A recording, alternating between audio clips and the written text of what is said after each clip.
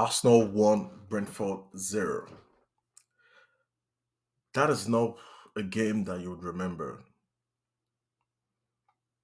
No, that is a game that typically you just want to get over and get that memory deleted. It wasn't the greatest of games, but in the grand scheme of things, these are the kind of games that you want to experience in the sense that you want to see how your team can dig deep, how your team can find that strength when there is no strength, when there is no cohesion, when the effervescence, the ability on the ball, the skillfulness, the tactical nous, when everything seems not to be working. Special shout out to Mikel Arteta. I think he actually got it wrong, in my opinion. Starting the front five and all those attacking players kind of scared me in the sense that you have Martinelli, Gabriel Jesus, Bukayo Saka, Odegaard, and Leandro Trossard. Those five players, it's just a lack of balance, which is what we've had throughout the season, right? We've had a lack of balance from the beginning of season up until now. We've had the right amount of balance from our defensive midfield, whoever plays there, whether Jorginho plays there, aside the game we played in the Capital One Cup or Carabao Cup or whatever it's called now, we've typically gotten the back five correctly, where they've been good, solid, well drilled, tactically aware. They know where the right places to be. They know where to put the ball. They know how to circulate the ball with the goalkeeper, where the goalkeeper positions himself in between the center backs. Right? We don't have a choice when it comes to the goalkeeping position today. The first 30, 40 minutes at Ramsdale was just a bag of nerves, right? Expectedly so. Like he's probably doubting himself. Goalkeepers are traditionally a position where typically they can be questioned. There's a reason why there's so much clamor from media and especially ex-footballers about Mikel Arteta um, taking Ramsdale out to start Raya. But in my opinion, I just think Mikel Arteta believes that David Raya is the better goalkeeper. And there are some things that have shown that David Raya might be the better goalkeeper. He's been under tremendous amounts of pressure. Make no mistake. Two signings this summer that Mikel Arteta has signed that the pressure has been. In fact, most of our signings this summer has been players coming under the cloud, right? David Raya came under the cloud of coming to replace a fan's favorite in Aaron Ramsdale. I know we're digressing from the game, but like I will get to the point. Declan Rice came as a £105 million footballer for a defensive midfielder, the most expensive. No more. Caicedo broke that, but so to speak, the most expensive British player in history, and he's been the best player, bar none, in the Premier League this season. I don't care what anybody says. The start says it. The ability says it. You watch with your eyes open says it. Urine Timber injured, so the jury's still out on that. And Kai Havertz, a £65 million signing right there from Chelsea. That is the man right there.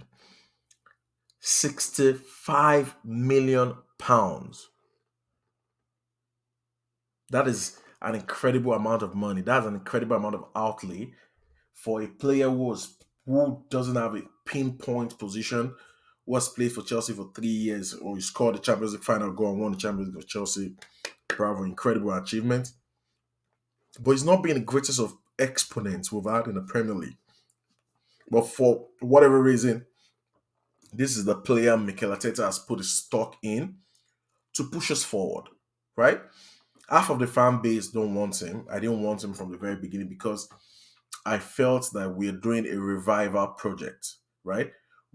Because I believe that there's a player in there, but you would need to rebuild his confidence. He looks absolutely devoid of any kind of confidence while I'm watching him at Chelsea for like a year and a half. And I'm like, Mikel, do you actually need this load? Do you need this stress? Do you need this issue from the fan base? Because if this player doesn't just come in day one, the way Declan Rice came in and just shut everybody up, nobody speaks about Declan Rice price. If Kai Havertz doesn't come in and is good from the get go, you've created a problem. So there's one problem there in a signing that is not supported by the fan base. There's another problem is signing a goalkeeper to replace a fan's favorite in Aaron Ramsdale. The another problem is signing a record transfer outlay on a defensive midfielder, the most expensive British player in history. So it's almost like Mikel Arteta welcomed all the kind of pressure that you can think about that it doesn't necessarily need. But is it working? That's a question. We went from a team that plays effervescent football, right? One touch between Granit Xhaka, Thomas Partey, and Martin Odegaard. One touch from defense to midfield. Quick. We start fast, we rush. First 15, 20 minutes, we've had 5, 6, 7, 8 shots on target. Now we are now a team that is slow, methodical, meticulous in the build up. Very, very, very slow. Okay, in my opinion, and this is just my eyeballs, right? We're slower than most top teams in the division, right? When you watch Liverpool, well, you get Allison splits the line, gets the ball to Van Dijk. Typically, they switch the ball straight up to either wings and they just want to go, go, go. When you watch Man City, it's quicker, but ours is very slow. And we've also had a lot of issues this season, right? We are currently at the top without playing anywhere close to our level when it comes to the attacking side of our game. We've had Gabriel Jesus out constantly, fitness issues. He couldn't even finish 90 minutes. We've had Odegaard out, and he's not been the player he was last season. Not just because of other players are out.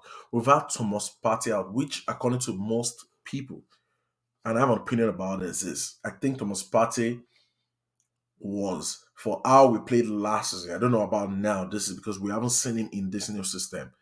Is fundamentally the most important player, him and Saliba, right? But we've not seen Thomas Partey. We've not had the luxury of watching a fit Thomas Partey play with Declan Rice in the center of the midfield and just eating up the ground. Those two players just on paper, it just looks magnificent. We constantly chopped and changed our forward combinations, right? Martinelli has been injured. He's had hamstring this season. Leandro Trossard has had hamstring this season. Bukayo Saka has had muscle issues, constantly disrupting the season. And Havertz, who Mikel Arteta specifically said is signing to play multitude of positions, but especially he can play in midfield, hasn't particularly said the word alight. It's been bang average or even below average in that position. He's improved. I've seen glimpses of what this guy can do on the ball. His touches, his close control sometimes, but he's not been that player. Fabio Vieira, he's not been that player for us. My opinion is nobody has a divine right to win the Premier League, but we're competing. Right? When you look at the media, all the media circles around, it's almost like Arsenal are not really here to do anything. But Mikel Arteta wants to show the world that we are here to stay. We're currently at the top of the Premier League. That is Arsenal right there, right here. 30 points. So 30 from 39, right? We've dropped 9 points in 13 games. That is a very, very, very good record. We've scored 27 goals. We've conceded 10, the least amount of goals this season, which means statistically we have the best defense in the league this season. But even without the statistics, your eyeball tells you that our goalkeepers are not called into actions often compared to other teams, compared to the top clubs, compared to the Allisons and maybe Edison to a lesser extent. But they're not called to action. We've had all these issues with goalkeepers, and we considered just 10 goals this season. It's incredible. It's absolutely incredible. The way forward is to gel the attack, make things is this guy, this man right there. And they feel like Declan Rice, feel like Declan Rice, absolute specimen of a footballer. Shout out to people who have decided to pay this amount of money for him. He's worth every penny. Absolutely incredible footballer. So I hope as the season progresses, we can get better. And congratulations to Mikel Arteta. He's won 116 games out of his 200 games, drawn 34, lost 50, scored 358 goals, and conceded 206 goals. That is a template for a manager that could be one of the best managers in the world. The way I look at it is Arsenal are doing two projects simultaneously, one for the manager and one for the playing squad in terms of these two people. If the playing squad reach their ceiling and win, right, the manager gets the glory and cement himself into the big boys, the Carlo Ancelotti's. No, maybe not, but like, you know what I mean. It can be regarded as the cream of the crop when it comes to the managers of the game. I hope we can get better and solidify this game going forward. And just look at this, man. Look at this. Look at this, man. What a man! What a man, Ian. That's Ian right there, legend. Incredible for us. So I hope Arsenal fans can remain calm. I hope we can continue to give the confidence to the team. I hope Kai Havertz can take this goal, this very, very crucial goal that he scored for us, build on his confidence and become the player that Mikel Arteta envisioned, and even better signing. Because if Mikel can truly unlock Kai Havertz, in my opinion, that's one of the best things I've seen in recent years in football. Because honestly, I don't feel the player could be revived, in my opinion. But I'm here to support Arsenal, right? We can all give criticism, right? But Mikel Arteta knows more about football than myself. Does he make mistakes? Yes. Are the fans always right? No. Because half of the fan base, according to the online community, didn't want Martin Odegaard. Half of the fan base didn't even know who Benjamin White was. They know him, he's playing for Brighton, but they didn't really want him. Half of the fan base didn't know who Takari Tomiyasu is, right? Mikel signed most of this player. Nobody knows Ramsdale before we fell in love with Ramsdale.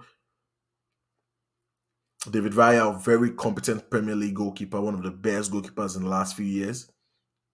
But Mikel has decided to sign these players, decided to build a team that looks like they might just be capable of going all the way. So they need our support, they need our love, they need our care, they need our criticism, our constructive criticism to keep pushing. If Kai Havertz has a bad game, we pinpoint the bad things of his game, and we talk about the good things that he's done. So Declan Rice, we've given him the praise. Absolute machine of a footballer. Gabriel Jesus today should be scoring that header. There's no need for us to be checking VAR. Like Saka didn't have a great game. The two crosses, the two most decisive part of the games, were supplied by nobody else but Bukayo Saka. That guy is magnificent. Those crosses to the back post, when Saka is on the ball, make those runs. Like I think the player should know by now. Like you can clearly see Kai Havertz pointing to where he wants the ball. Once Saka holds the ball in that arc, that area, without the pressure, because he always has two players on him, you need to make those runs. Martinelli, you need to make those runs. The same thing when Martinelli gets that ball, Saka, however, is playing the right eight, which is typically Odegaard, or even Tomiyasu sometimes when he joins, needs to make that back post run. Because that's looking like there's a template there. And Saka is just the ultimate clutch player for us. Don't forget to like the video, subscribe to the content, and thank you for having me. Goodbye. God bless. Enjoy the rest of your evening.